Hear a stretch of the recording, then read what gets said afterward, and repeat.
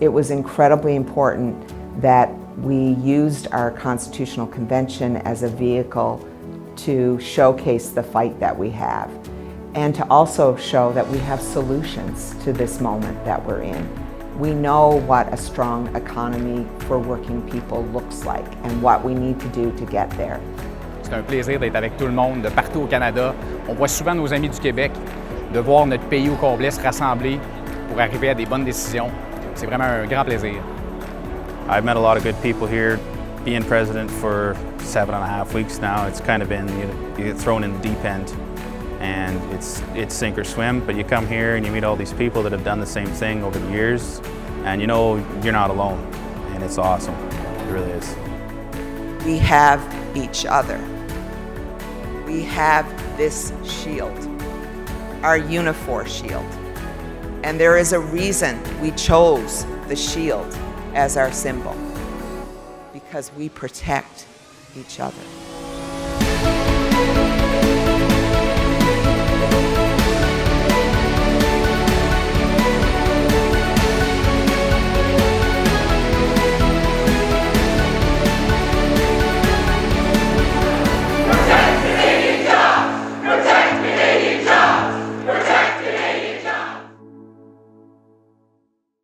My name is Len Poirier, and I'm Unifor's National Secretary-Treasurer. It is great pleasure that I welcome you all members of the 2025 Unifor Constitutional Convention, and I am proud to call the convention to order. It's time to move now to the elections for the position of National President. Please show the results. As the votes clearly indicate, Sister Lana Payne is re-elected as National President.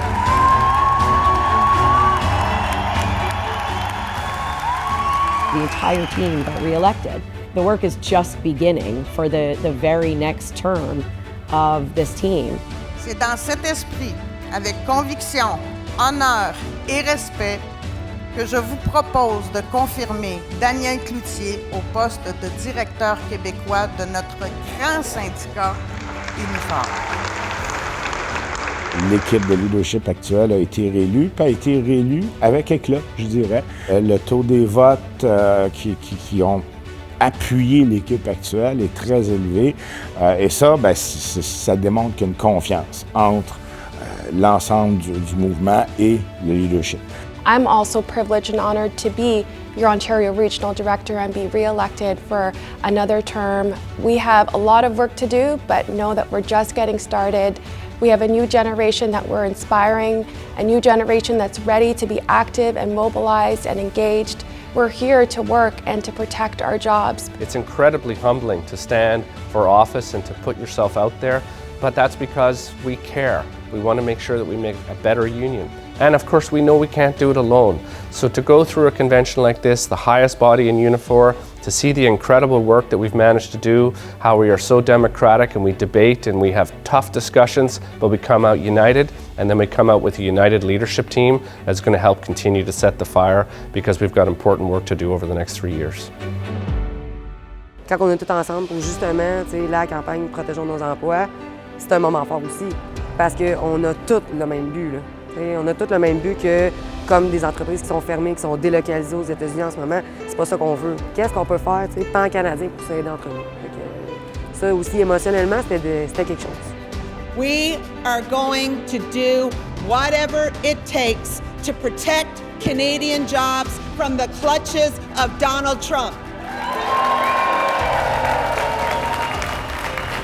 When you have 2,000 of your closest friends rallying in the streets to protect Canadian jobs, it's pretty great. I think we were all feeling the solidarity that day. We're all in this together. Auto workers and energy workers, aluminum workers and forestry workers, healthcare workers and education workers. It's all of us.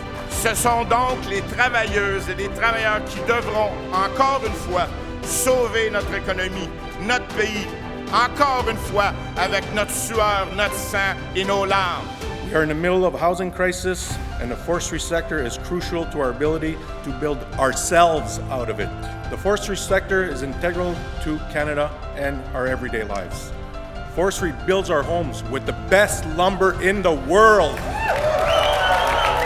By attacking Canada with tariffs, Trump has shown he has no idea how the auto industry works.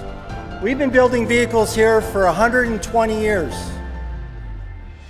In my community in Windsor, we were building the vehicles before tariffs, before trade agreements. Trump is on notice. You sell here, you build here. I come from healthcare, and it means a lot that, to step up for my brothers and sisters and siblings.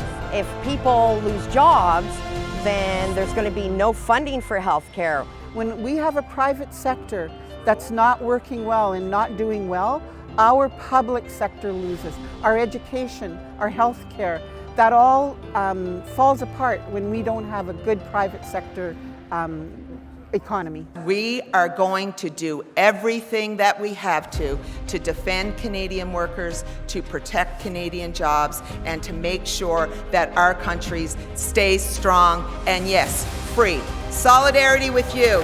Solidarity with you. Every single worker. Every single worker. Protect Canadian jobs. Protect Canadian jobs. Protect Canadian jobs. Protect Canadian jobs. Protect Canadian jobs! Protect Canadian jobs! Today we stand in solidarity with uniformed members who have taken and continue to take a powerful stand on picket lines. The 2024-2025 period saw a record number of strikes and lockouts, a clear testament to our union's strength and unwavering determination to fight for wages, safe workplaces, and dignity for every worker. We didn't know that we would end up with more than 100 strikes because we needed to let employers know that we were taking our power back, that we were not afraid to stand up to their greed and their concessions. And I think we've done that in this country. I think we've proven to employers that Unifor's not afraid. It's not lip service. When we tell them that we will go on strike, we will go on strike. We saw our striking workers come and they told the stories of courage and determination and staying out in the rain, and ruthless employers that were trying to take away everything they have. We've seen strikers from the longest transit strike in British Columbia history talk about their determination and the impact that a long strike has on them. But here we know that they came to the right place because Unifor activists all over the country opened up their wallets. They opened up their wallets right on the floor with cash. They sent in QR code donations, and they also had many local unions stand up and donate more money than I think we've seen in a long time. A couple records, I believe, were set right here in this convention hall. That pledge totaled just under $250,000. Former CAW National President Buzz Hargrove taught me a lot. What a legacy he has left. One that lives on in all of us and in this union. We had a tribute to Buzz Hargrove. Buzz Hargrove that meant so much to so many of us. It was a wonderful tribute. It was very moving. Members from all across Canada were speaking of their interaction with Buzz Hargrove. Buzz Hargrove a toujours été un très grand défenseur d'un syndicalisme social. Et c'est ce qu'on est, Unifor. On est un syndicat social, on n'est pas un syndicat d'affaires. Oui, négocier des conventions collectives et les meilleurs droits possibles pour nos membres, c'est essentiel. Mais on ne fera pas notre travail si en même temps on ne cherche pas à influencer l'ensemble des décideurs de la société pour que le développement des lois, des droits, des avantages sociaux, etc. ne soit pas à la hauteur de ce que la population canadienne et québécoise mérite. My memory of Buzz Hargrove is the powerful young representative in Local 444. The powerful young representative of Local 444 that made history by being the national president of the most progressive organization called CAW. And I will always be indebted to my local and to that kind of leadership. Buzz Hargrove, you're here, man. You're here. I know you're here. And I know where you're at. You're right here in my heart, in my thought process, in my mind. Buzz Hargrove is here and deserves a round of applause and acknowledgement for his work, for his contribution, and for making all of our lives better.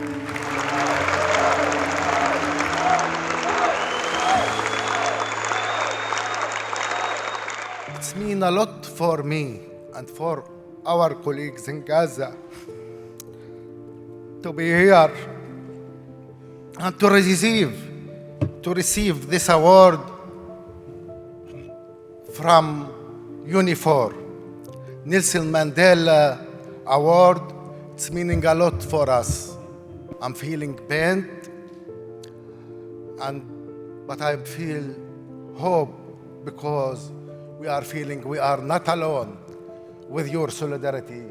On ne veut jamais mourir au travail. Puis dans son cas, ben, ce qu'il nous raconte actuellement, c'est que la question, c'est pas est-ce qu'il y a quelqu'un qui va mourir aujourd'hui, c'est combien vont mourir aujourd'hui. It was incredibly important for us to be able to make a statement about not just our support and solidarity for the Palestinian people, but what is happening in Palestine. And I think when he walked in that room and the emotion of our delegates to him and then his emotion back was just one of those moments I'll never forget in my life. It was that special. More than 13,000 new members have joined our union in many sectors of the Canadian economy. Amazon has been one of our most challenging and inspiring campaigns. These drives right here in British Columbia have taken incredible dedication from our staff, local unions, and most importantly, the workers themselves.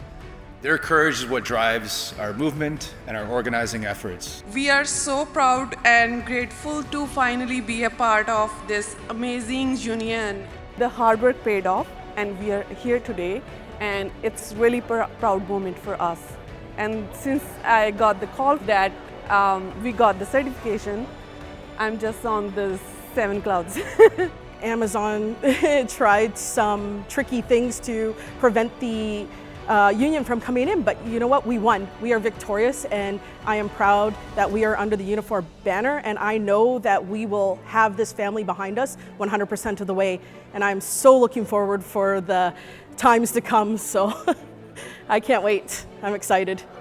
We've known all along since we launched our massive Warehouse Workers Unite campaign about the courage of Amazon workers and Walmart workers and many other warehouse workers. But here in British Columbia, it was something special. I remember organizers who were outside that warehouse round the clock. They were outside in the cold and the rain, and it didn't stop them. And their courage gave courage to the Amazon workers to continue organizing, and not only organizing in the place we've got a certification, but we're organizing in Amazon warehouses all over British Columbia and really all over the union. It takes a lot of courage. It takes a lot of courage to get in and talk to other workers and let them know what UNIFOR has to offer, let them know why belonging to a union is really important. And I think we can't diminish that courage because, you know, we talk a lot about doing things and not letting fear drive us or drive our decisions. And it turns out that the workers at Sea Rose, there's no fear there. They're not going to back down. So it's pretty cool to see. And much thanks to everybody in UNIFOR who was there for the support when a group of hard-working, honest workers felt that we needed the support from the union. You guys were here for us. Thank you for that.